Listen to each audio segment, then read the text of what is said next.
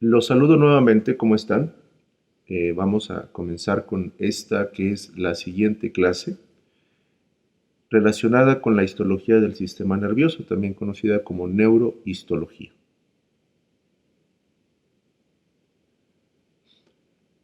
De manera general, el origen principal de las células del sistema nervioso es el ectodermo, concretamente la zona del polo cefálico o neuroectodermo.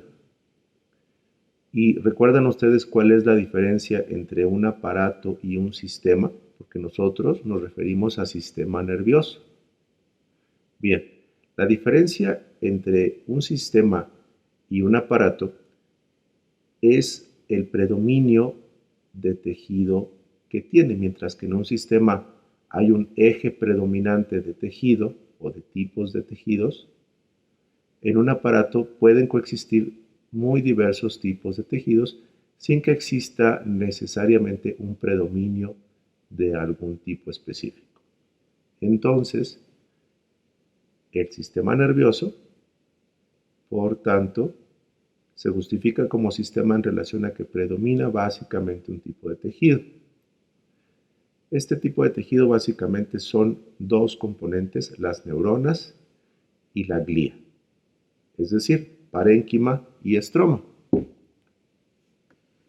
El parénquima, o la unidad funcional, o el sustrato medular de la anatomía y la función cerebral está dado por las neuronas, mientras que el estroma, o las células de sostén, está dado por las células de la glía. Glía en griego significa pegamento.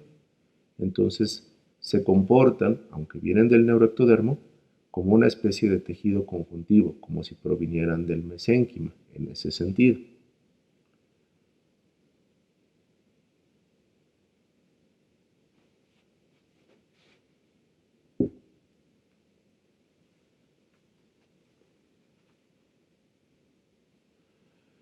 A principios del siglo pasado,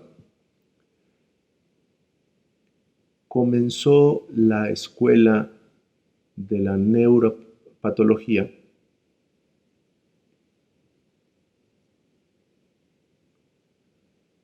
A principios del siglo pasado, comenzó la escuela de la neuropatología, sobre todo encabezada por dos prominentes neurocientíficos, histólogos, fisiólogos, patólogos.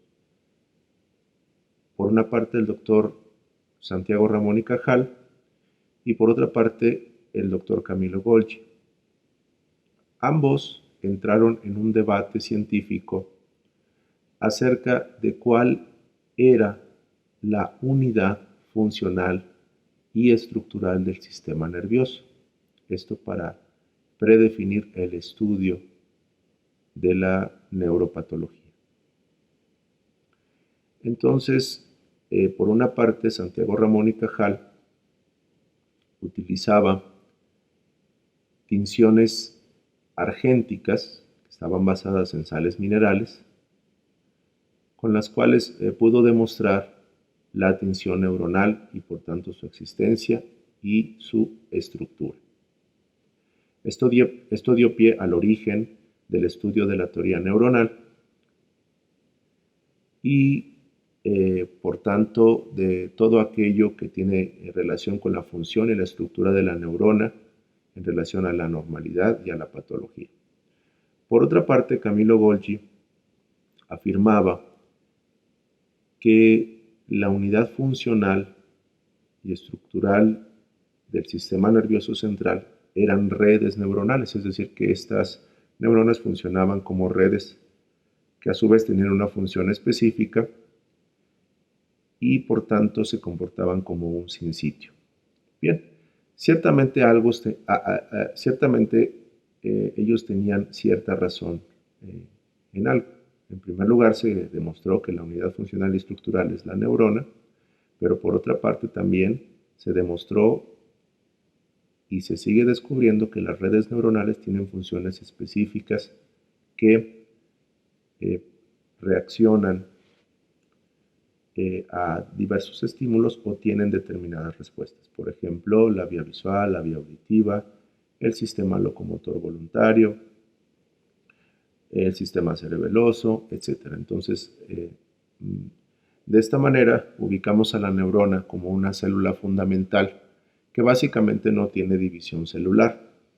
La neurona generalmente no logra diferenciarse, excepto en individuos más jóvenes, y cuando se sufre daño neuronal agudo es mucho más difícil que haya una recuperación, a diferencia, por ejemplo, de lo que ocurre con los endotelios, en donde pues la división celular y el grado de recambio es mucho mayor.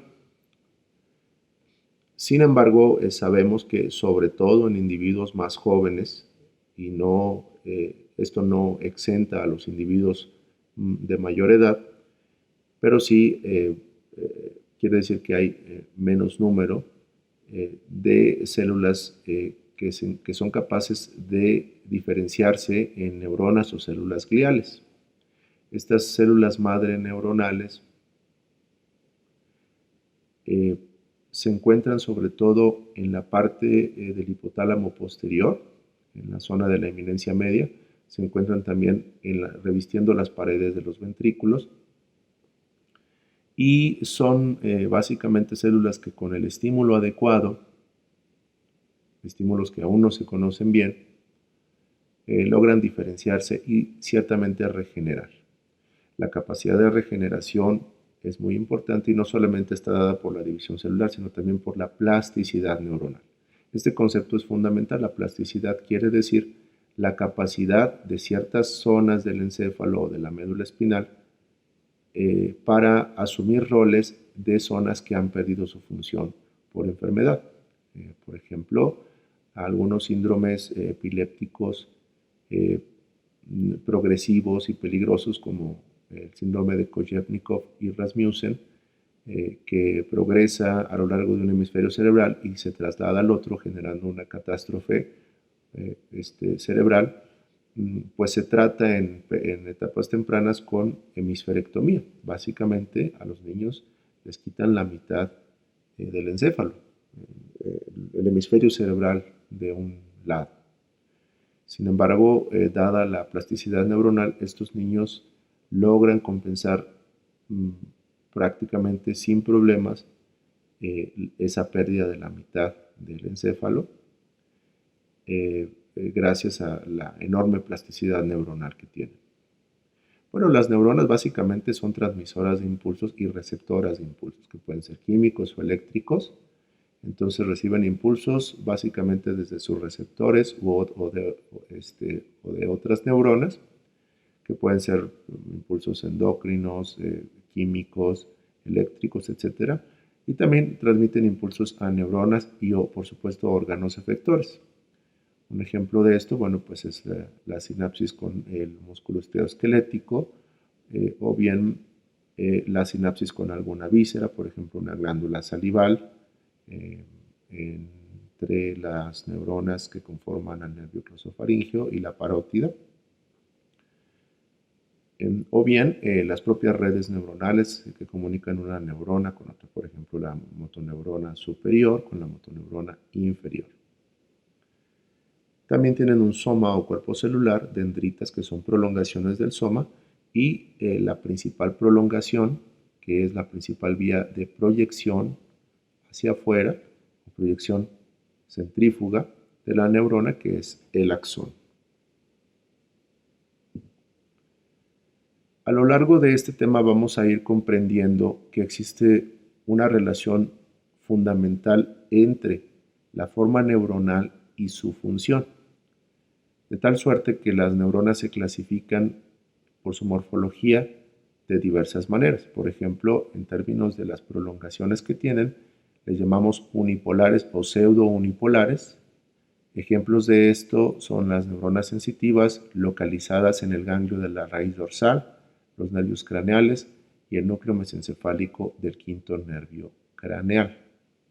Entonces, básicamente son células de los ganglios radiculares o los ganglios craneales o bien en el sistema nervioso central. Las células bipolares Pues son células que son ampliamente conocidas por encontrarse en la retina, por ejemplo, también en el nervio olfatorio, así como el ganglio vestibular o de Scarpa y el ganglio coclear o de Corti, que se encuentran en el oído interno. Finalmente, y de manera muy importante, son estas células pluriramificadas, que son las multipolares, que se definen por tener un axón y más de una dendrita. Tienen una población más numerosa en el encéfalo, son las grandes productoras de las redes que son consecuentes a las vías más importantes. Aquí tenemos a las células piramidales o de Betz, que se encuentran en la superficie de la corteza cerebral,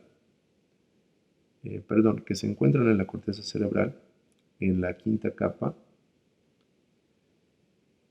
También a las células de Purkinje, que son la vía principal de salida del cerebelo para regular al resto del encéfalo. Por supuesto, la motoneurona del asta anterior espinal y algunas interneuronas. Este concepto es fundamental, ya que las células piramidales o de Betz y las motoneuronas son cardinales para el estudio y la comprensión de los síndromes motores, de tal suerte que las células piramidales o de Betz se prolongan mediante axones muy largos desde la corteza cerebral.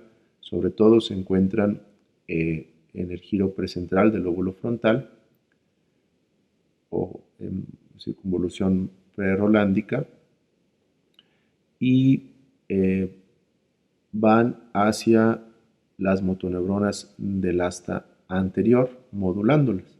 De tal suerte que cuando tenemos lesiones en las células piramidales o de Betz, encontramos un síndrome que se llama síndrome de la motoneurona superior, mientras que cuando tenemos lesiones en las motoneuronas del asta anterior, tenemos síndromes que se llaman de la motoneurona inferior.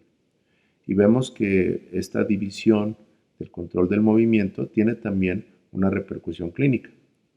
Las células piramidales o de Betz están encargadas del inicio del movimiento voluntario, pero también regulan el tono muscular, regulando a las motoneuronas del asta anterior. De tal suerte que cuando se suprime la información de las células de Betz, la motoneurona del asta inferior primero sufre una inhibición, pero días o semanas posteriores comienza a liberarse. Y esto logra que el paciente que tiene un síndrome de motoneurona superior tenga un tipo de parálisis en donde hay reflejos incrementados y tono muscular incrementado. Esta parálisis es la clásica parálisis de la motoneurona superior. Mientras que en las motoneuronas del asta anterior, cuando se dañan, por ejemplo, en el caso de la poliomielitis, existe un grado de compromiso motor con flacidez y atonía.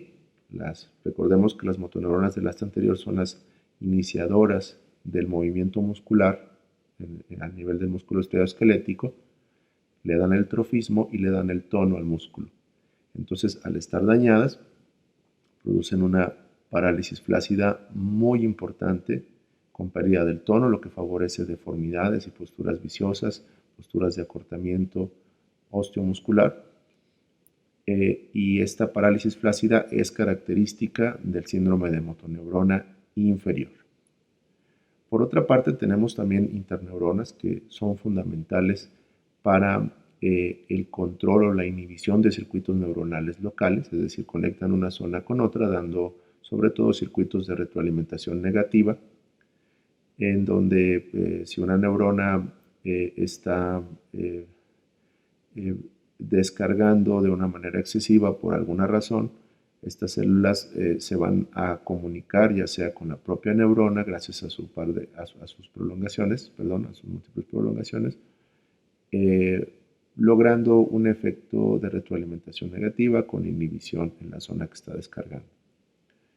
Así pues, también tenemos a las células de Purkinje, que como comenté son fundamentales, son básicamente moduladoras del tono y del movimiento, entonces tienen un potencial inhibitorio. Las células de Purkinje sobre todo se basan en el neurotransmisor ácido gamma aminobutírico, que es inhibitorio. Y se encuentran, sabemos, en una de las 3 capas de la corteza cerebelosa.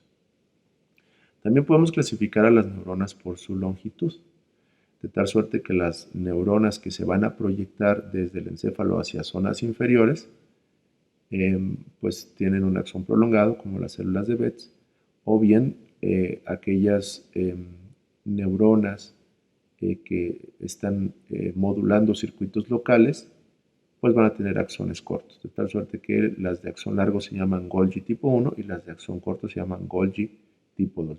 Ahí tienen ustedes en la imagen de la izquierda, esta imagen básicamente, pueden ustedes observar la forma, la morfología de una neurona piramidal o de Betz y bueno, algunos tipos específicos de neuronas en relación a sus prolongaciones. Entonces vemos, por ejemplo, aquí una serie de células multipolares o pseudo-unipolares y la forma de una interneurona. También podemos clasificar a las neuronas por su función.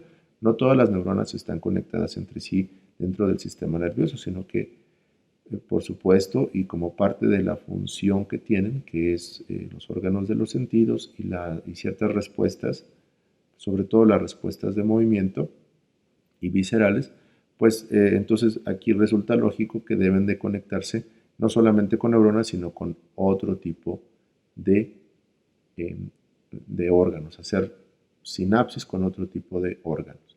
Entonces, las hay motoras que conducen estímulos sobre todo a músculo estriado esquelético, también a músculo estriado cardíaco, a las glándulas, favoreciendo la actividad secretomotora, o sea, la producción de ciertas sustancias, como moco o saliva, así como los vasos sanguíneos, que bueno, también reciben inervación de ciertos núcleos del tallo cerebral sobre todo.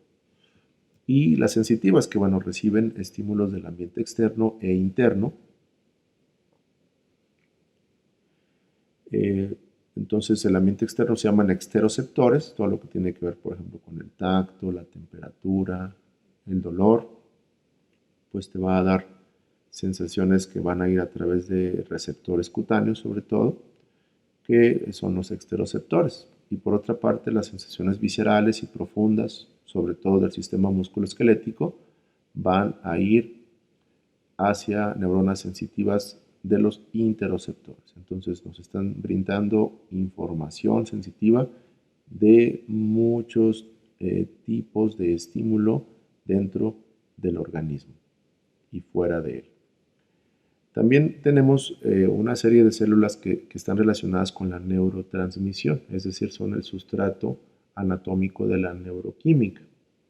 Estas células son, por ejemplo, neuronas colinérgicas que elaboran acetilcolina como neurotransmisor, y un ejemplo muy importante de estas son las neuronas del asta anterior. Las neuronas del asta anterior, una vez que inician sus potenciales de acción, secretan una sustancia dentro de vesículas sinápticas que son básicamente prolongaciones de la membrana que por exocitosis viajan al espacio sináptico a ponerse en contacto con el músculo esteroesquelético. Bueno, liberan, una vez que se abren hacia el espacio sináptico, un neurotransmisor fundamental que es la acetilcolina, la cual comienza a unirse a los receptores musculares el movimiento voluntario. Un ejemplo de enfermedad que bloquea este funcionamiento en el nivel de la unión neuromuscular y por lo cual es importante conocer la sinapsis neuromuscular, pues es la conocida y característica enfermedad de la miastenia, que tiene variantes, pero sobre todo se conoce como miastenia gravis, y la cual pues es una enfermedad autoinmune en la que por hipersensibilidad tipo 2, es decir, interacciones entre el anticuerpo y su receptor, hay un bloqueo funcional. Entonces la acetilcolina no podría pegarse a los receptores de acetilcolina del músculo esquelético, lo cual favorece una debilidad que se manifiesta, ya lo veremos más adelante, como eh, debilidad fluctuante y debilidad que aparece a lo largo del movimiento, es decir, hay fatigabilidad, sobre todo en las horas calurosas del día, porque hay mayor actividad inmunológica. Tenemos otro tipo de neuronas que son neurotransmisoras, o sea, que funcionan como sistemas químicos cerebrales y que hay en diversas zonas. Esto es apasionante y es objeto de estudio de las neurociencias, pero por poner algunos ejemplos, existen las neuronas adrenérgicas y noradrenérgicas que pueden estar relacionadas con el aumento del tono simpático, con incremento de la presión arterial, la frecuencia y fuerza de contracción cardíacas, también con los estados de estrés psicológico y con la atención. Por otra parte, las neuronas serotoninérgicas que están relacionadas con la sensación de bienestar físico y mental, básicamente está reducida la producción de serotonina en la depresión. A su vez también tiene actividad modulatoria del dolor, sobre todo en el tallo cerebral y en la parte superior de la médula espinal. Y por otra parte tenemos las vías dopaminérgicas, por ejemplo, que sabemos que están relacionados con los centros de recompensa y castigo. También están relacionadas con el inicio del movimiento voluntario, tanto el inicio como la detención del movimiento, de tal suerte que cuando se pierden en un 70% o más en la zona que es la principal productora de dopamina, que es la sustancia negra o nigra del mesencéfalo, pues tenemos un paciente que tiene rigidez y por otra parte temblor o parálisis agitante, que es característica de la enfermedad de Parkinson. Y bueno, las colinérgicas que ya comentamos tienen una función muy importante para el movimiento muscular, también están relacionadas con el funcionamiento simpático y parasimpático, sobre todo en el caso del simpático con las terminales preganglionares y en el parasimpático tanto con las terminales preganglionares como postganglionares para la regulación de la función visceral.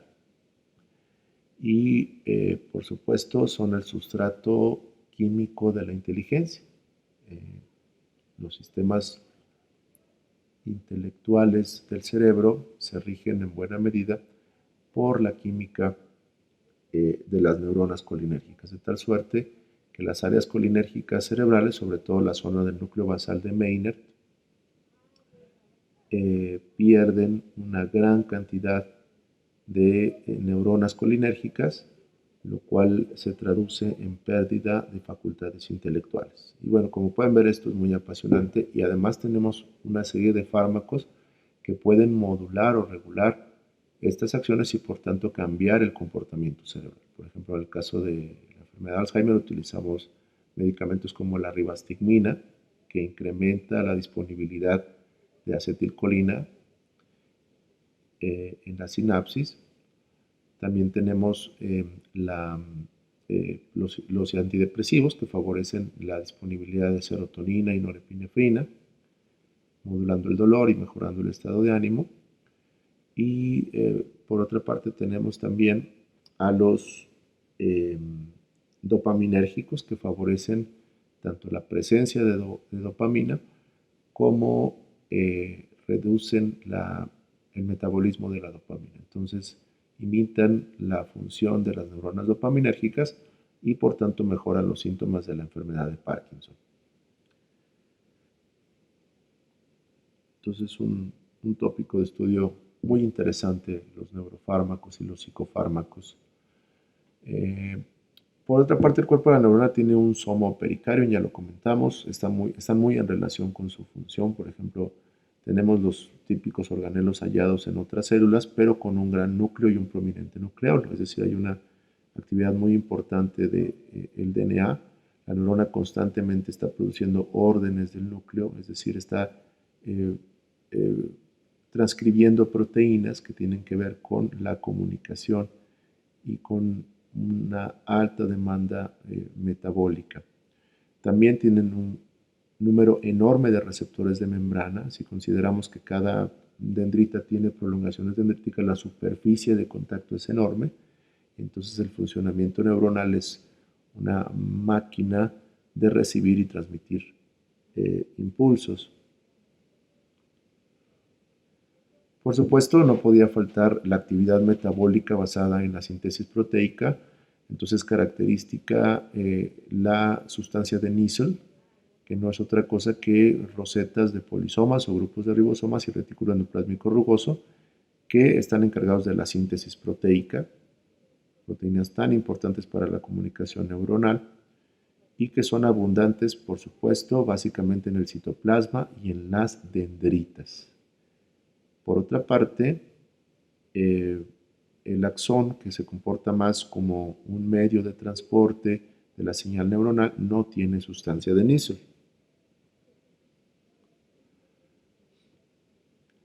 No podía faltar los, digamos, las bolsas de basura, ¿no? O los trituradores de basura.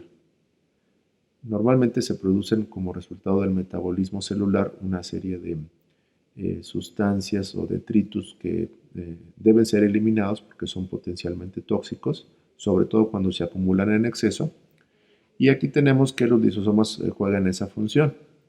Los lisosomas son cuerpos densos con membrana, contienen enzimas hidrolíticas, se dedican a la digestión celular y lamentablemente aquí nos encontramos con ciertas enfermedades que suelen ser muy graves y multisistémicas, como las enfermedades lisosomales. Aquí tenemos un ejemplo de ello, que es la enfermedad de Gaucher. Como pueden ver, afecta el vaso sanguíneo, la médula ósea y el hueso, por supuesto el encéfalo y el hígado, produciendo una disfunción multisistémica crónica, caracterizada, ya vemos, por doloroso, abdomen abultado, cansancio, hemorragias, y es básicamente una enfermedad de origen lisosomal. En neurología hay enfermedades lisosomales muy importantes. Por tanto, cuando estos detritus celulares que son metabolizados por los lisosomas no pueden ser desechados, se acumulan en exceso y a veces producen ciertos cambios, sobre todo en las células que están encargadas de la fagocitosis de estos productos, como los macrófagos. Entonces a veces hay cambios en los macrófagos dependiendo del tipo de detrito del que estemos hablando. Y algunos ejemplos de enfermedad neurológica son, por ejemplo, de enfermedad neurológica lisosomal son la enfermedad de Tay-Sachs, o también algunos problemas con la síntesis y conservación de la mielina de origen lisosomal, que son las conocidas en neuropediatría leucoencefalopatías o leucodistrofias. Las leucoencefalopatías o leucodistrofias tienen una expresión en relación al grado de afectación lisosomal que puede aparecer en las primeras etapas de la vida, incluso ser tan grave que no sea compatible con la vida, o bien tener una expresión tenue y aparecer en la adolescencia, incluso en la edad adulta, incluso sin un antecedente heredofamiliar o patológico de relevancia. Entonces sabemos que la sustancia blanca está relacionada con la comunicación interneuronal, entonces es muy importante para los procesos cognitivos y de las vías de los órganos de los sentidos y del movimiento, etc. Entonces produce un deterioro cognitivo muy importante que se puede tipificar, ya veremos más adelante en la clínica, como de tipo subcortical, con velocidad importante de la capacidad de realizar funciones intelectuales, así como problemas para la ejecución de tareas. Y por otra parte tenemos esta enfermedad interesante que es la enfermedad de Tay-Sachs. Tay-Sachs es una enfermedad conocida como idiocia familiar amaurótica. Es una enfermedad altamente frecuente en razas puras o con alta consanguinidad como los judíos askenazi.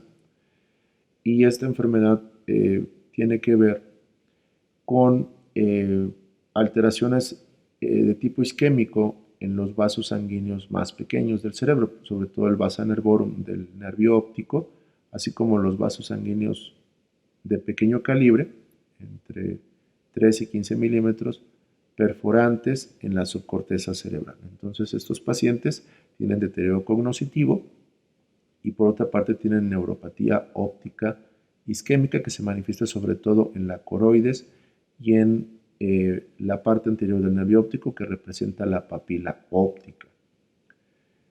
Entonces tienen también amaurosis de origen isquémico. Por otra parte, existen cambios de coloración por isquemia de la coroides, lo cual se traduce en una característica mancha que semiológicamente se le conoce como mancha color rojo cereza. Es decir, la mácula adquiere un cambio de color como resultado de los cambios isquémicos. Bueno, por mencionar algunas enfermedades lisosomales. Es muy importante recordar que la matriz extracelular es básicamente, perdón, no la matriz extracelular, el citoesqueleto es básicamente una serie de filamentos que le dan sostén y forma a las células, así como son el sustrato medular del transporte celular. Entonces tenemos que en el citoesqueleto están los microtúbulos, que son los más grandes en las neuronas, que son de 25 nanómetros. Se encuentran en el cuerpo celular, en las dendritas, en los axones, y se encargan del desarrollo y mantenimiento de la forma celular, así como el transporte intracelular de péptidos, que sabemos son subunidades de las proteínas, y también de organelos. Por otra parte tenemos a los neurofilamentos. Los neurofilamentos pues son de tamaño intermedio, de 10 nanómetros de diámetro. Son fibras proteicas de forma espiral que contribuyen sobre todo al desarrollo, pero también a la regeneración de las fibras nerviosas. Estos neurofilamentos se ven afectados en la enfermedad de Alzheimer y degeneran para producir agregados u ovillos neurofibrilares. Entonces, tal vez una buena pregunta de examen sea, ¿de qué están compuestos los ovillos neurofibrilares? Bueno, pues son citoesqueleto, finalmente son neurofilamentos y contienen esta proteína neurofilamentosa que es un marcador histoquímico exclusivo de las neuronas y sus precursores. Entonces nos sirve también para tipificar cuando se encuentra que se trata de una enfermedad neuronal en las tinciones histoquímicas. Por otra parte tenemos a los filamentos más pequeños, que son los microfilamentos de 5 nanómetros de diámetro y están compuestos por esta sustancia que es abundante en el esqueleto de los artrópodos, bueno, más bien la cubierta de los artrópodos, y que bueno, pues también se encuentran, aunque en una proporción distinta, en el interior de las neuronas o bien en el estrato córneo, ¿no?, de la piel. Entonces se encuentran estas estructuras sobre todo en las puntas de los axones que están en crecimiento, o sea, son fundamentales para la regeneración axonal y facilitan movimientos de membrana plasmática y crecimiento de las prolongaciones neuronales. Probablemente estos microfilamentos se vean afectados en su función cuando hay infarto cerebral y sean las estructuras encargadas de la regeneración neuronal posterior a un infarto cerebral. Y se ha visto que, por ejemplo, el uso de psicofármacos y antipsicóticos, sobre todo, reduce la posibilidad de la regeneración neuronal. Entonces, esto podría tener un sustrato aquí. También, por supuesto, las células, gracias a su función y a medida que avanzamos en edad, tienen gránulos de pigmentos que se acumulan y que son un marcador de edad avanzada, por supuesto, y también del proceso de envejecimiento, pero que cuando están incrementados desproporcionadamente, pues son marcadores de enfermedad. En este caso, la lipofuscina, que son comunes, acumulan con la edad, ya comentamos, y se consideran lisosomas degradados. Ahí vemos algunos gránulos de lipofuscina en esta neurona. Por otra parte, tenemos pigmentos muy importantes como la neuromelanina. La neuromelanina es el sustrato que es marcador de zonas productoras de dopamina, sobre todo en la sustancia negra del cerebelo. No solamente la neuromelanina se encuentra en la sustancia negra, también la encontramos en el lugar azul o locus coeruleus del puente. Y lo que es muy importante es que esta neuromelanina se tiñe de oscuro en la resonancia magnética, sobre todo en una fase que se llama T2 y otras que se llaman eco de gradiente, T2 estrella o fase Swan. Entonces, así como la sangre, la neuromelanina se ve oscura en estas fases de la resonancia y podemos observar cómo en la enfermedad de Parkinson, en donde hay una pérdida muy importante de estas células productoras de dopamina que contienen neuromelanina, pues hay una decoloración o hiperseñal en esa zona. Y en la fotomicrografía superior pueden ustedes observar las tinciones que dan lugar al conocimiento de esta neuromelanina y por su color pues les decimos que es sustancia negra. También están los cuerpos de Lewy, que habitualmente son cuerpos de inclusión eosinofílicos del citoplasma. Recuerden ustedes cuando un metabolito celular es eosinofílico es porque básicamente es basofílico. ¿Sí? Entonces ácido base se atraen. Bueno, entonces en este caso es un cuerpo de inclusión eosinofílico del citoplasma y se hallan sobre todo en el hipocampo de pacientes con Alzheimer, pero también son fundamentales en zonas corticales y subcorticales, núcleos grises de la base y tallo cerebral, básicamente en los pacientes con enfermedad por cuerpos de Lewy. ¿Quién sabe qué es la enfermedad por cuerpos de Lewy? Bueno, pues es un tipo frecuente, probablemente el tercer tipo más frecuente de demencia, después de Alzheimer y demencia vascular, que se caracteriza por episodios de confusión o delirium intermitente sin explicación, con un deterioro cognitivo progresivo, sobre todo en hombres jóvenes, alrededor de los 50 años, y que tienen hipersensibilidad a los neurolépticos o antipsicóticos, ¿no? Como la risperidona o el haloperidol. Bueno, y tenemos también algunos cuerpos que en neuropatología son característicos de enfermedades específicas que son catastróficas, por ejemplo, la presencia de los cuerpos de Negri o los cuerpos de Lisa, que son intracitoplásmicos en la rabia, que son estos anticuerpos redondos u ovalados cercanos al núcleo y que son básicamente eosinofílicos. Entonces, al encontrarse, pues son marcadores de la encefalitis por rabia.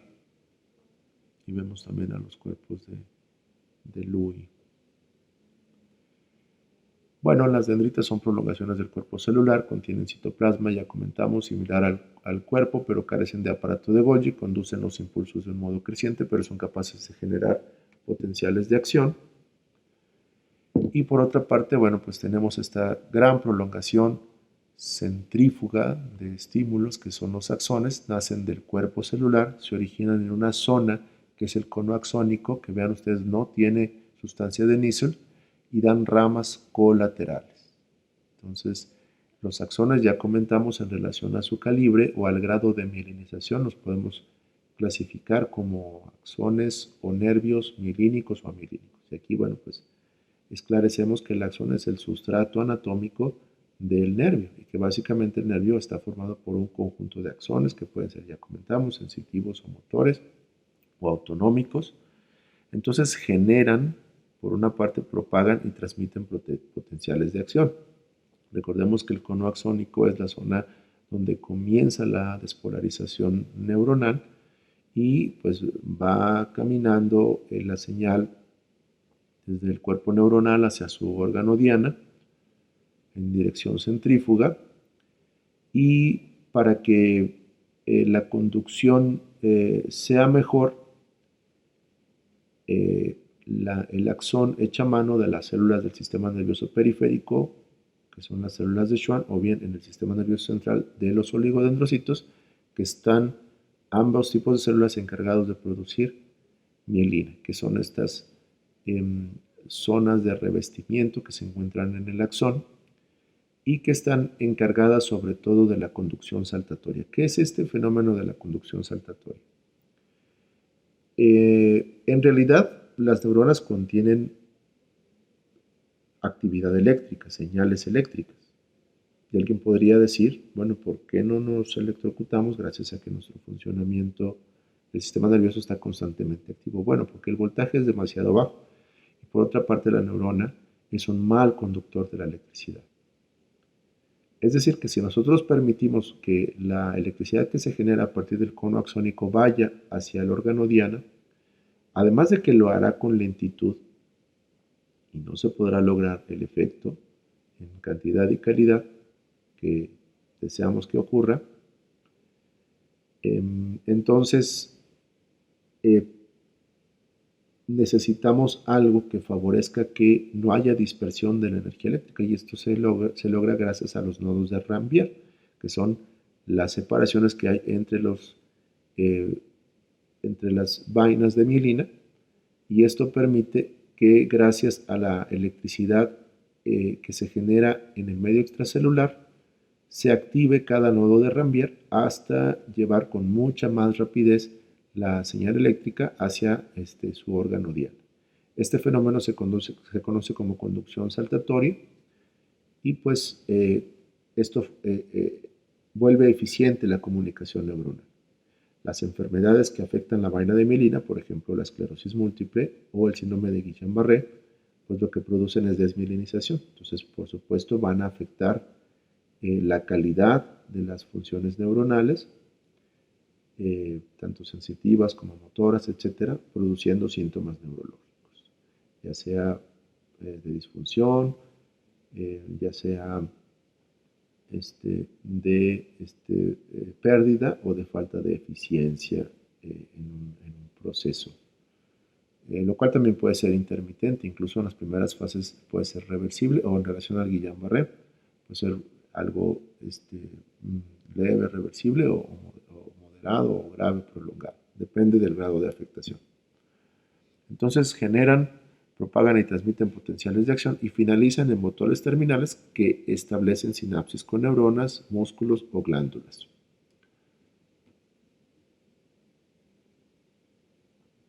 Las fibras nerviosas, ya sabemos, están clasificadas en relación a su longitud y el grado de mielinización y dependiendo su grosor es que depende también su función. Entonces vemos que las fibras nerviosas que tienen mayor grado de grosor también están más mielinizadas, tienen una velocidad de conducción mayor y están relacionadas con el BTPP de la sensibilidad profunda.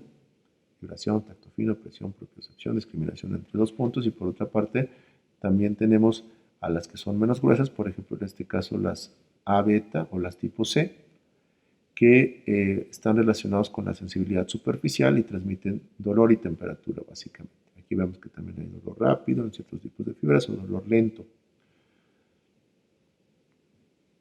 Y por otra parte, en los axones motores vemos que las fibras más delgadas corresponden con las vísceras. Entonces, las fibras más delgadas son para las vísceras, para el dolor y la temperatura, y las más gruesas son para el BTPP y también para el movimiento muscular. La vaina de mielina, que ya comentamos, está dada en el sistema nervioso periférico por las células de Schwann y en el sistema nervioso central por los oligodendrocitos. De tal suerte que la enfermedad de estas células o de su vaina de mielina produce enfermedad desmielinizante del sistema nervioso central o desmielinizante del sistema nervioso periférico. En el caso del sistema nervioso central, el paradigma es la esclerosis múltiple y en el caso del sistema nervioso periférico, el paradigma es el síndrome de Guillain-Barré. También hay otro que es una especie de Guillain-Barré crónico, o yo le digo esclerosis múltiple periférica porque ataca de manera intermitente y recurrente a los nervios, que es la PDIC. polirradiculoneuropatía desminimizante inflamatoria crónica. El Guillain-Barré es PDIA, polirradiculoneuropatía desminimizante inflamatoria aguda. Finalmente, la sinapsis, que es el lugar de contacto de las células efectoras con sus receptoras. Constan de membrana presináptica, una hendidura sináptica y una membrana posináptica. Y estos tres componentes pueden tener enfermedad o pueden ser targets farmacológicos. Perdónenme el anglicismo, pero no me gusta utilizar y decir objetivos farmacológicos. Creo que se entiende mejor que son targets farmacológicos o inmunológicos. Y dependiendo del lugar a donde va la sinapsis, se puede ser del axón al soma de otra neurona, del axón a las dendritas de otra neurona o de un axón a otro axón, dependiendo de la función que se persiga dentro de la fisiología. Según su método de transmisión, las hay químicas y las hay eléctricas. Las señales eléctricas habitualmente son muy rápidas, son este tipo de señales en donde hay respuesta corta, por ejemplo, los mecanismos reflejos, digamos, los mecanismos de supervivencia, básicamente. Y también las señales químicas, que son señales que tienen que ver con una transmisión más lenta, también de tipo química, con el uso de neurotransmisores, y utilizando los sistemas de segundos mensajeros de la membrana neuronal. Las señales eléctricas, por tanto, suelen ser de transmisión más rápida, son las que utilizamos para una rápida mejoría, por ejemplo, del dolor. Cuando utilizamos lidocaína local, pues estamos inhibiendo los canales de sodio del nervio periférico, entonces estamos inhibiendo las señales eléctricas. Por otra parte, las señales químicas pues las modulamos con fármacos y también su efecto es de largo plazo, porque para que exista una transmisión de señal química tiene que haber cambios en la conformación de las proteínas y del metabolismo de los sistemas de segundos mensajeros, y por tanto también se consideran sinapsis metabotrópicas, de tal suerte que si tú estás deprimido y constantemente te falta serotonina en el cerebro, pues vas a generar cambios de largo plazo que también van a tener un tratamiento que requiere cambios de largo plazo. Entonces, de esta manera, la sinapsis química explica el tratamiento farmacológico y, pues, por supuesto, está relacionada la función de la sinapsis química con el comportamiento por los cambios en la química cerebral. Bueno,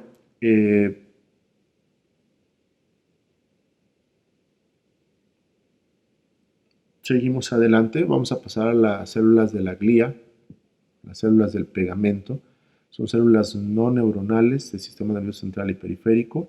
Se originan en tubo y crestas neurales y tienen actividad mitótica, aunque sobre todo durante la vida adulta. Estas células, sobre todo los astrocitos, son las grandes cicatrizadoras del sistema nervioso central.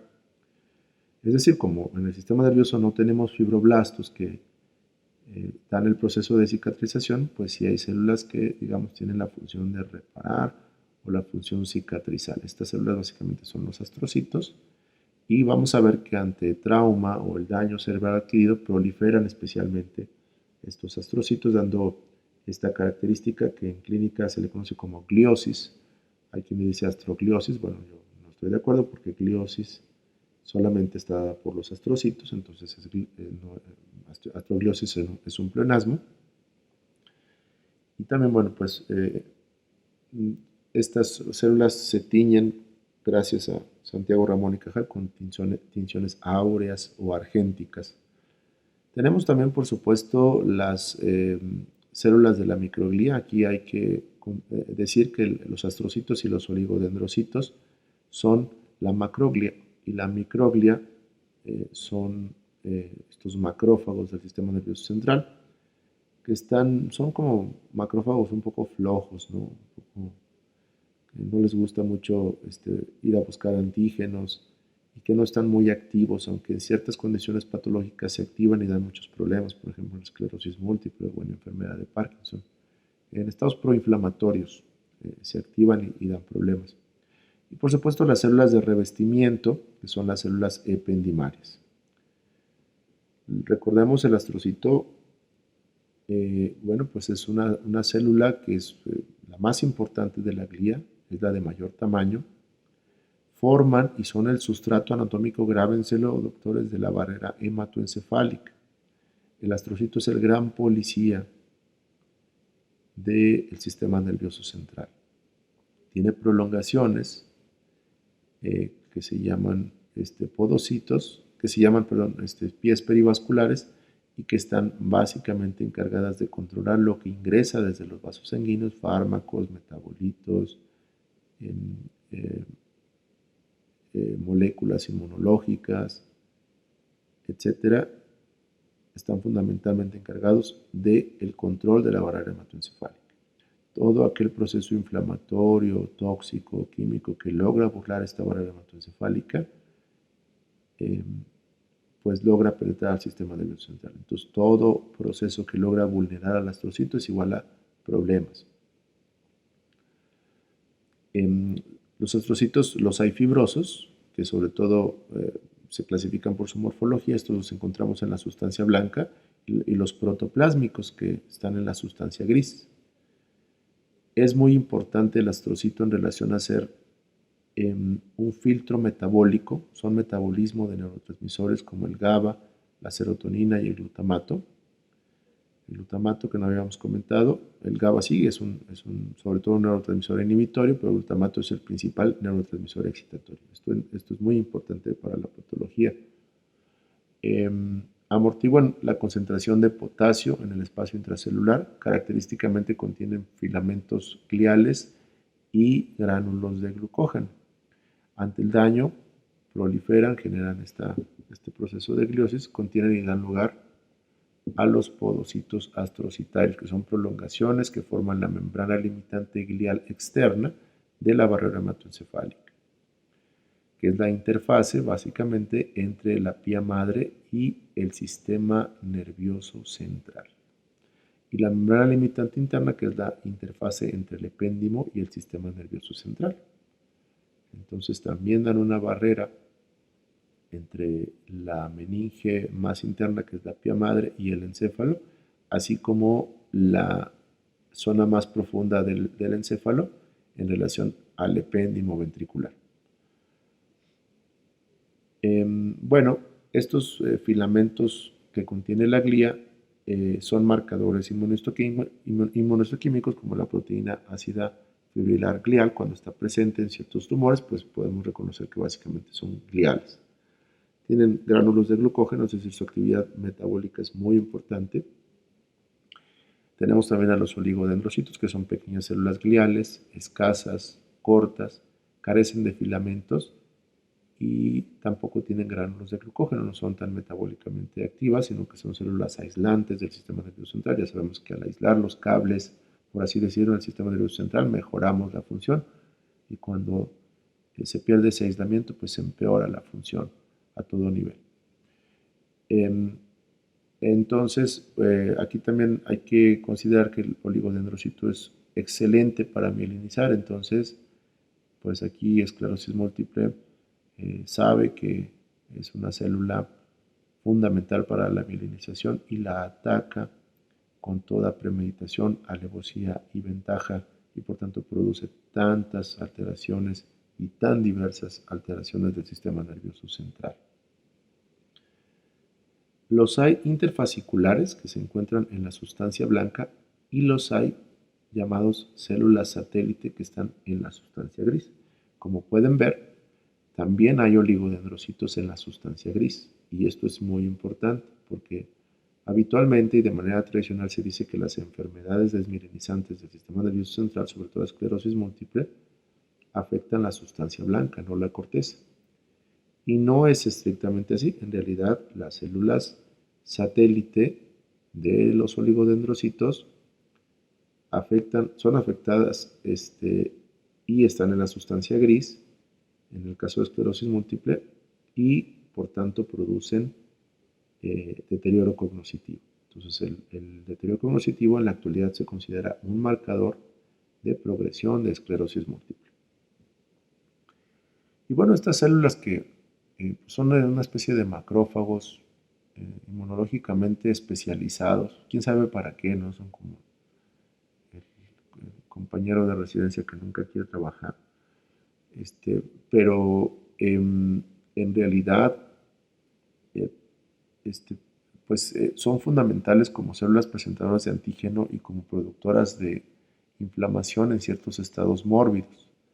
Surgen, en este caso del mesénquima, no son parte del neuroectodermo, son monocitos especializados, o sea, vienen de la sangre y se especializan en el sistema nervioso, se activan por procesos, ya comentamos, inflamatorios y degenerativos, y también son encargados de fagocitar desechos en el sistema nervioso central. Las células ependimarias son fundamentales, son células de revestimiento, revisten este conducto que habitualmente se ilustra en los cortes transversales de la médula espinal, que es el conducto central de la médula espinal, y los ventrículos laterales. Incluyen células epiteliales del plexo coroide. Entonces quiere decir que estas células del epéndimo se especializan en el plexo coroide. ¿Qué es el plexo coroide? Bueno, pues no es otra cosa que la zona donde desde la sangre se filtra un líquido con ciertos componentes que podemos medir y revisar, que tiene proteínas, que tiene glucosa, que tiene células, que tiene cloro, etcétera, que es el líquido cefalorraquídeo. Sabemos y como recordatorio se produce en la zona ventricular, sobre todo en los ventrículos laterales, en el tercer ventrículo y en el cuarto ventrículo. Y bueno, están también los tanicitos, que son células ependimarias del tercer ventrículo. Estos tanicitos se consideran que son especializados y están entre la eminencia media y el tercer ventrículo. La eminencia media ya comentamos que es una zona de células madre, pero sobre todo es una región del hipotálamo que contiene al sistema portal hipoficiario del hipotálamo y del tercer ventrículo. Es decir, la eminencia media es la zona del hipotálamo posterior que contiene estos capilares que son sistema portal hipoficiario, a donde, bueno, pues llegan una serie de ramificaciones arteriovenosas de tipo capilar a la zona del hipotálamo y donde se vierten entonces los factores que van a estimular la producción hormonal de la hipófisis. Entonces es un sistema muy importante que, por ejemplo, en el síndrome de Sheehan, en una isquemia de origen, no se sabe muy bien, probablemente trombótica, del sistema portal hipoficiario, bueno, pues hay un panhipopituitarismo con una catástrofe que implica la pérdida aguda de la función endocrina central que se da entre el hipotálamo y la hipófisis. Y bueno, están conectados por uniones herméticas que constituyen la barrera hematoencefálica. Entonces también contribuyen a la barrera hematoencefálica los ependimocitos. Y bueno, las células de Schwann, que ya sabemos, se derivan de la cresta neural, forman la vaina de mielina del sistema nervioso periférico, son el objetivo o el target molecular del síndrome de Guillain-Barré y son una célula que, bueno, básicamente mieliniza solamente un axón periférico, no es tan potente para mielinizar como el oligodendrocito. Entonces es muy fácil que dañando las células de Schwann exista una mayor expresión de la desmielinización, a diferencia de lo que ocurre en el sistema nervioso central, donde hay células que mielinizan con mayor poder. Entonces tiene la función de regenerar y remielinizar axones seccionados del sistema nervioso periférico. Les hablaba hace un momento de las leucodistrofias. Bueno, pues las leucodistrofias también afectan la capacidad de la mielina en el sistema nervioso periférico. Entonces hay un problema dismielinizante, es decir, un problema con la síntesis y conservación de la mielina, lo cual también da en las leucodistrofias una neuropatía periférica desmielinizante.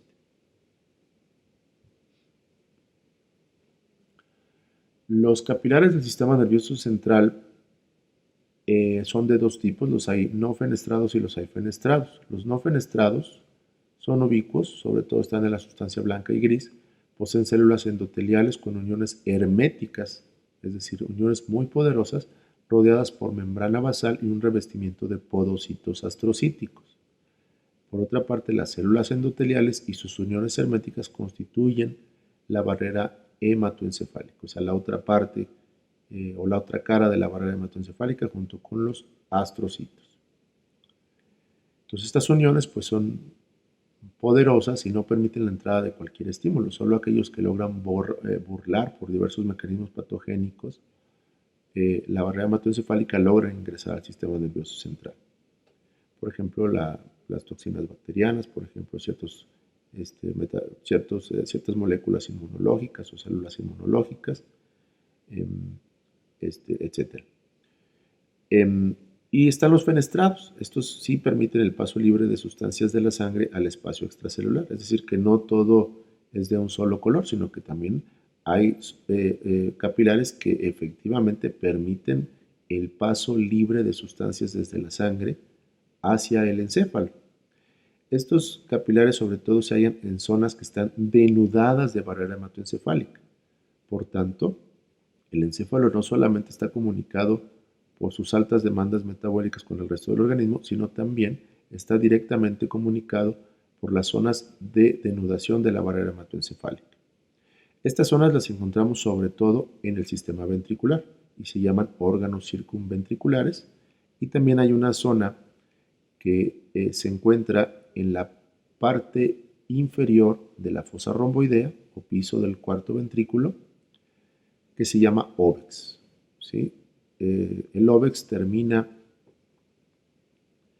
en un triángulo hacia la parte inferior, casi llegando a la médula espinal, cuyo vértice es inferior y cuya base es superior, y es una zona en donde básicamente no existe barrera hematoencefálica, como hemos comentado, y a donde llegan una serie de mediadores que pueden ser farmacológicos, inflamatorios, químicos, incluso neurotransmisores, etcétera, que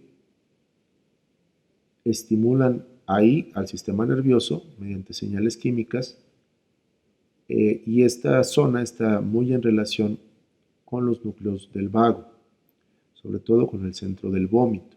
Entonces, cuando existe, ya sea por métodos químicos o bien por tracción mecánica, vamos a suponer un tumor o un cisticerco del cuarto ventrículo, pues producen vómito, básicamente. Es por eso que la náusea, que es el precedente del vómito, y el vómito son síntomas generales, pero que tienen su origen anatómico en el cerebro, precisamente por esta comunicación química directa que hay en el óvulo. Y también, por otra parte, este vómito sin arqueo por un gatilleo inmediato de reflejo del vómito por parte de las lesiones mecánicas en el óvex, en el cuarto ventrículo. Sobre todo, sabemos que el vómito proyectil se presenta en síndromes de hipertensión endocraneana. Los receptores sensitivos son muy relevantes, dado que son pequeños órganos o son organelos especializados y que gracias a su morfología y funcionamiento tienen la capacidad de transmitir un cierto tipo de señal. Esta transmisión también está relacionada con su localización, de tal suerte que tenemos a receptores de dolor y temperatura, que no es otra cosa que estas fibras finas que yo les había comentado, que son terminaciones nerviosas libres que no están encapsuladas, es decir, son poco especializadas, y esto implica que reciben o son sensibles a una gran cantidad de estímulos. Sobre todo dolor y temperatura, ya lo hemos comentado, pero básicamente cualquier estímulo intenso, un golpe, exceso de temperatura, exceso de presión, exceso de vibración, puede producir dolor, gracias a que estas terminaciones nerviosas libres son poco específicas para transmitir el dolor. Son ubicuos, los encontramos en la dermis, la epidermis y la córnea, y ya comentamos que están formados por fibras delgadas, A delta o del grupo C. Se proyectan por los tractos espinotalámicos. Aquí es muy importante recordar que son el inicio de la vía sensitiva, y a través de los nervios sensitivos no mielinizados llegan a la médula espinal gracias a las raíces dorsales, y ahí ascienden por tractos que están en el cordón lateral de la médula espinal, que son los espinotalámicos, y que son receptores de adaptación lenta. Entonces tardan en despolarizarse, repolarizarse, y por tanto cuando están activos o están dañados producen una transmisión lenta, continua del dolor. Es por esta razón que la neuropatía dolorosa de fibras finas produce estímulos dolorosos constantes, lo cual por supuesto genera percepciones subjetivas en el paciente que afectan su calidad de vida y su estado emocional. Los mecanorreceptores que están en la piel básicamente son los discos táctiles de Merkel, son terminaciones no encapsuladas que están en la capa basal, o sea, ya en la profundidad de la piel, sobre todo de la piel hirsuta o la piel lampiña, y son mediadores del tacto ligero. El tacto ligero es este tacto general, que no es discriminativo, le decimos también tacto protopático. Por ejemplo, nosotros estimulamos las células de Merkel al tocar ligeramente la piel con un algodón. Contienen fibras del grupo 2, se proyectan por el cordón posterior y tractos espinotalámicos, es decir, aquí vemos que ciertamente el tacto protopático o tacto grueso o ligero no solamente va por la vía de la sensibilidad profunda, superficial, sino que también se va por la sensibilidad profunda. Y esto es muy importante. Bueno, perdón, aclaro, la sensibilidad profunda se va por el cordón posterior espinal y la espinotalámica, ya la comentamos, se va por el cordón lateral espinal. Pero cuando ustedes exploran a un paciente y lo hacen solo mediante el tacto, no pueden discriminar cuál de las dos vías está afectada. Por tanto, el tacto solo sería una medida de discriminación para ver si hay afectación sensitiva, pero hay que dividir el estímulo en algo que valore la sensibilidad superficial y otro que valore la sensibilidad profunda. Por ejemplo, en la superficial, una herramienta, por ejemplo, el mango de un martillo de reflejos o un diapasón frío, por ejemplo, o bien el caso de la vía profunda, podríamos discriminarla con un diapasón vibrando en las prominencias óseas. También para evaluar la sensibilidad superficial está esta especie de espuela de vaquero, que es la rueda de Bartenberg, que ustedes pueden conseguir por internet, y también la he visto yo en la librería Leo. Y bueno, también son receptores de adaptación lenta que producen al estar dañados pues un dolor continuo.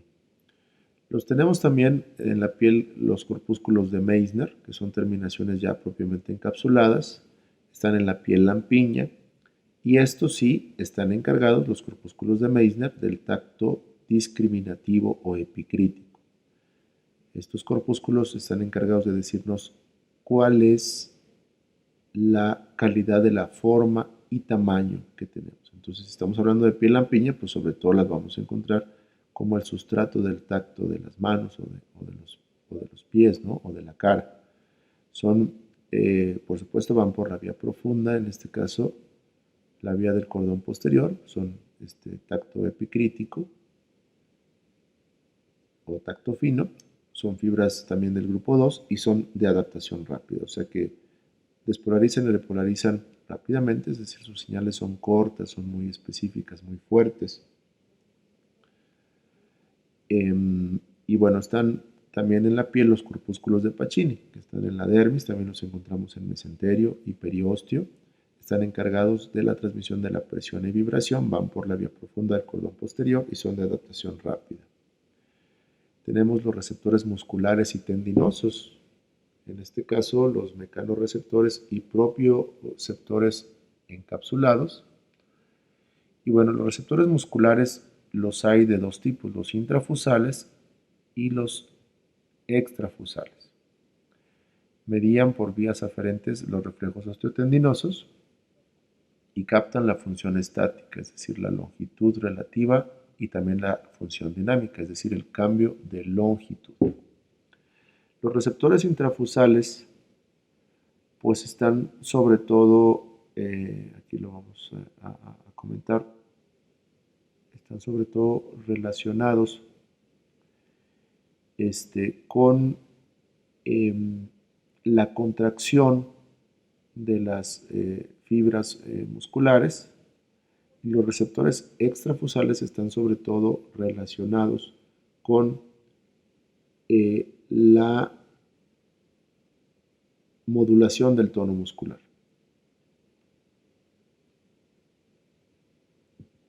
Estos contienen fibras de la bolsa nuclear que reciben fibras gruesas del grupo con mayor longitud, que es el 1A, y también fibras eferentes, que son fibras gamma, y responden a la longitud muscular.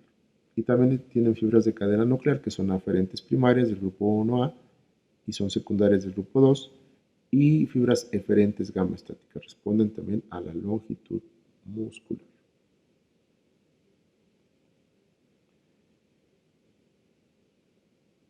Bueno, es muy importante recordar que existe un circuito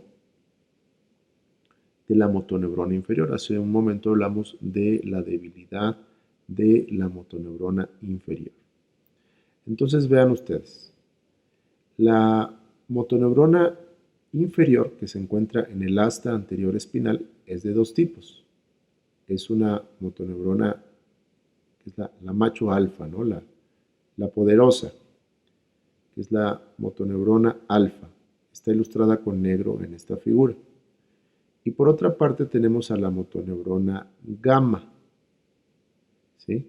La motoneurona alfa está encargada de inervar, por supuesto, a las fibras musculares. Entonces es la encargada de iniciar el movimiento voluntario, mientras que la motoneurona gamma inerva sobre todo a las fibras del uso muscular o fibras extrafusales. Perdón, fibras intrafusales. Entonces, cuando existe movimiento muscular, contracción, por ejemplo, y relajación, existen fibras que van tanto de la fibra, desde de las fibras de los usos musculares, las intrafusales, como fibras que están en los órganos tendinosos de Golgi, en el tendón muscular, retroalimentan a través de los nervios periféricos, llegando por el asta posterior espinal, previo relevo en un ganglio espinal, llegan al asta posterior, por supuesto transmiten fibras hacia regiones superiores, pero también retroalimentan a las motoneuronas, sobre todo a las motoneuronas alfa. Entonces, vean ustedes, si por ejemplo el músculo se acorta, hay una señal de retroalimentación, en este caso la cual es positiva, que está dada por la fibra de color verde, y va, a medida que el músculo se acorta, requiere más contracción y requiere más fuerza. Entonces se va activando positivamente la motoneurona del asta anterior. Por otra parte, si el músculo se comienza a estirar, el órgano tendinoso logra detectar que hay un grado de estiramiento muy importante. Entonces, mediante esta fibra color azul, manda un estímulo de retroalimentación, en este caso negativa, hacia la médula espinal. Y si, por ejemplo, si nosotros levantamos un tarro pesado, al principio lo que logramos es que el bíceps se contraiga, que es este estímulo de la motoneurona, perdón, de las fibras intrafusales, y también de la motoneurona del asta anterior, que está activada y que cada vez se retroalimenta positivamente con las fibras intrafusales. Por otra parte, cuando la gravedad va cansando el músculo, el bíceps se va estirando De tal suerte que el músculo está parcialmente contraído, pero ya tiene menos energía, y entonces si el bíceps se siguiera estirando sin ceder a esa contracción, pues se podría desgarrar. Entonces el órgano tendinoso de Golgi dice, está lo suficientemente elongado y te puedes lesionar, entonces manda una señal de retroalimentación negativa que le dice a la motoneurona del asta anterior, relaja. Y es cuando el bíceps, en lugar de permanecer contraído, se va a relajar. ¿Por qué estoy explicando a detalle este fenómeno? Porque este fenómeno es fundamental en el síndrome de la motoneurona superior. Cuando la motoneurona superior falla, la motoneurona inferior predomina y por tanto tenemos este fenómeno de la navaja de muelle, ¿sí? El cual se explica por esto que les estoy comentando. Hay inicialmente una contracción muscular cuando nosotros, por ejemplo, movilizamos el codo en flexo-extensión. Al extender el codo hay una resistencia muy importante al estiramiento del codo y posteriormente cede. Entonces el primer componente es cuando estás abriendo la navaja y el segundo componente cuando la navaja se afloja, o signo de la navaja de muelle, ¿sí? Es un signo de motoneurona superior. Y como dijimos que es una parálisis espástica, entonces es un signo de espasticidad. En contraste, si nosotros perdemos algún componente de este mecanismo reflejo entre la médula espinal y el músculo, ya sea, voy a nombrarlo, en el asta anterior, en el cuerpo de la motoneurona superior, en el axón de la motoneurona superior, en la unión neuromuscular, en las fibras musculares intra o extrafusales, o bien en la motoneurona gamma o en su axón, o bien en los nervios mielinizados, tanto del uso muscular como del órgano tendinoso, o bien en el ganglio de la raíz posterior espinal, o bien en la médula espinal, ya sea en el asta posterior, el asta intermedia o el asta anterior, pues vamos a tener una pérdida de esta regulación, lo cual ocurre en los síndromes de motoneurona inferior. Por tanto, la manifestación de la debilidad muscular flácida no va a ocurrir solamente como resultado de la lesión de la motoneurona inferior, sino que también podemos encontrar estos datos en lesiones musculares, en lesiones neuropáticas, en lesiones de la médula espinal, en lesiones de la unión neuromuscular. O sea, una parálisis flácida con arreflexia, con pérdida del tono muscular, va a ocurrir como resultado de la afectación en cualquiera de estos lugares. Y bien, luego de esta explicación, ustedes podrán notar que existe una relación íntima entre la estructura, la localización y la función con las manifestaciones de las enfermedades neurológicas. Espero que esto abra un panorama para comprender un poco mejor el sustrato patogénico y fisiopatológico de las enfermedades neurológicas y por supuesto que nos permita recordar los componentes del sistema nervioso que se van a estar mencionando a lo largo del curso. Quedo a sus órdenes para dudas, aclaraciones y bueno, nos vemos en la siguiente clase. La siguiente clase va a correr a cargo de la doctora Zaira Medina y es la clase de neuroembriología.